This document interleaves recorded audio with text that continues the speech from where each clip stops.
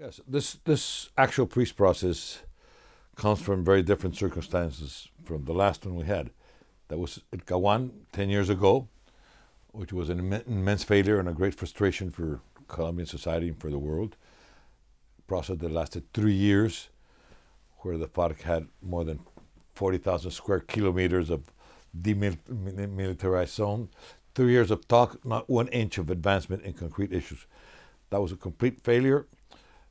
That elected President Uribe, who was the candidate that opposed that peace process. It was an enormous frustration and costly frustration for Colombian society.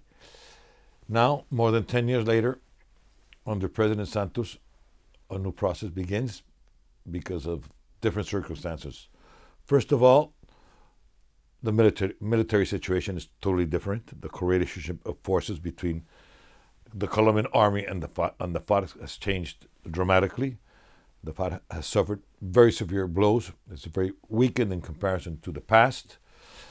The international context of the region is very favorable to a peace process in Colombia, which is the last remaining armed internal conflict in the hemisphere. It's, in the hemisphere, there is no more space for armed struggle for political motives.